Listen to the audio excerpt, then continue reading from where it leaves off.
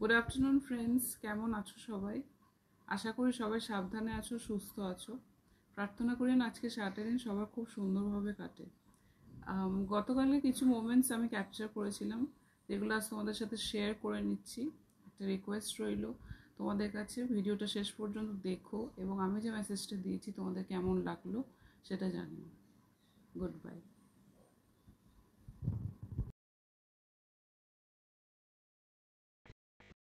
আমরা ভারতবাসীরা এবছর ৭৮তম স্বাধীনতা দিবস পালন করছি। ২ শতাব্দীর ইংরেজ শাসনের পর ভারত স্বাধীন হয় ১৯৪৭ সালের ১৫ই আগস্ট।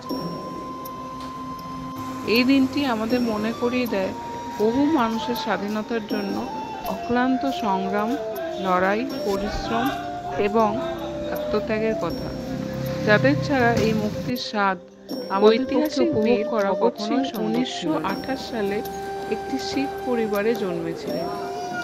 তিনি ইংরেজ police superintendent James স্কটকে Lala Lajpat Rai হত্যার কারণে খুন করতে চেয়েছিলেন, কিন্তু দুর্ঘটনাবশত অন্য একজন পুলিশ অফিসারকে হত্যা করে ফেলেছিলেন।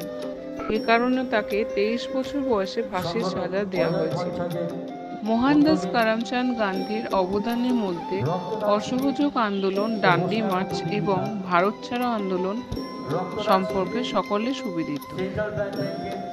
রানী লক্ষ্মীবাঈ, তিনি প্রথম মহিলা ভারতীয় স্বাধীনতা সংগ্রামী যিনি ইংরেজ শাসকদের সঙ্গে লড়াই করে নিজের প্রাণ ত্যাগ করেছিলেন। বাহাদুর শাস্ত্রীর ভারত স্বাধীনতার জন্য অবদান উল্লেখযোগ্য। তার বেশিরভাগ সময়ই কারাবাসে অতিক্রান্ত হয়েছে।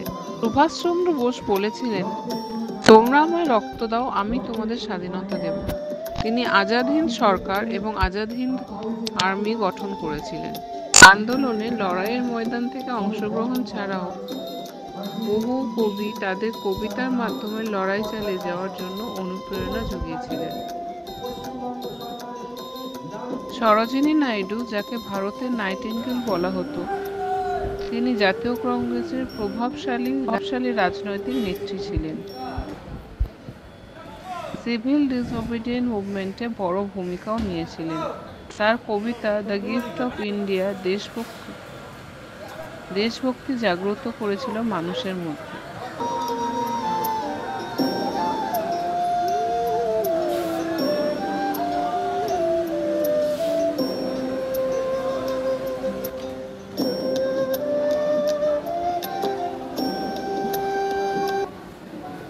কাজী নজরুল ইসলাম তার কবিতার মাধ্যমে স্বাধীনতা সংগ্রামীদের উদ্বুদ্ধ করেছিলেন।